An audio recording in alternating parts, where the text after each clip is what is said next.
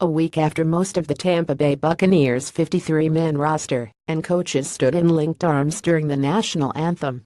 About the same number of people gathered outside Raymond James Stadium to protest the team's actions prior to Sunday's game against the New York Giants.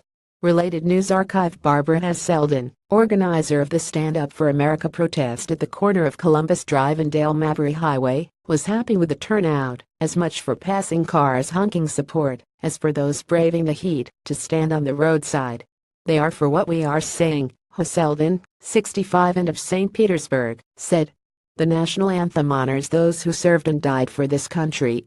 Of the dozen protesters to whom the Tampa Bay Times spoke, none were season ticket holders or regularly attended Bucs games. The game was a sellout, the Buccaneers' first since a game against Chicago in 2015. But Selden believes attendance will ultimately drop if players continue to protest during the national anthem. Buccaneer players Mike Evans and Desian Jackson went down on one knee and placed their hands over their hearts during the national anthem last week in Minneapolis in response to comments by President Donald Trump.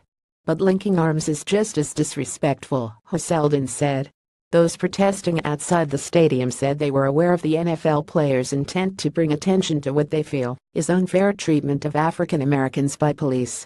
None would directly comment on whether they agree with that sentiment. But Selden said, if that is NFL players' cause, they should protest outside a police station or somewhere symbolizing law enforcement.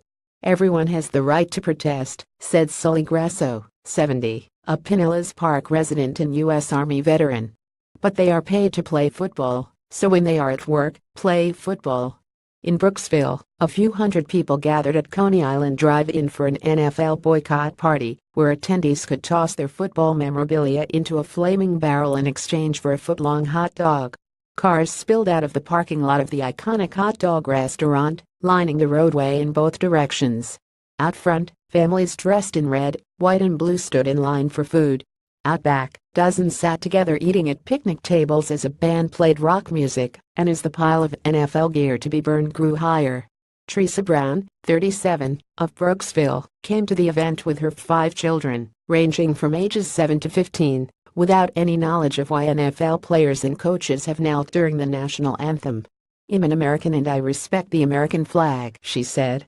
"There might be some other underlying issues, but I don't know. I don't watch the news like that." After a pastor delivered the invocation, Hernando County Commissioner Steve Champion addressed the crowd with what he called a public service announcement. "This is private property," he began, noting that the national anthem would soon be sung. "We are expecting everyone to stand. If you do have a problem standing for the anthem, it is time to leave. It is an expectation of this event." Everyone in attendance, almost all of whom were white, stood during the song, which ended with loud cheers by the crowd as light rain began to fall. Coney Island owner and event organizer John Lee quickly lit 2 burn barrels, one of which held a Colin Kaepernick jersey that attendees spent the beginning of the event spitting on. One by one, Lee dropped jerseys and jackets, hats, scarves and more into the flames as people cheered. "No fans left," one person chanted. "NFL who?" another yelled out. "Boo!" the crowd answered back. Will Jamison, 37, of Hudson, walked up to the barrel holding a creamsicle orange satin jacket, which he said dated from the 1970s and was worth about $1,000. "The flag means a lot more to me than that team or that jacket ever will," he said after dropping it into the fire. "They have lost me forever." Down the street less than half a mile, black men gathered beneath trees in the shaded parking lot of a closet-down barber shop at the intersection of Dr. M. L. King Jr. Boulevard and Leonard Street. For generations, the men and their families have spent Sunday afternoons there, listening to NFL games on car speakers, or sometimes setting up a TV. This Sunday was no different.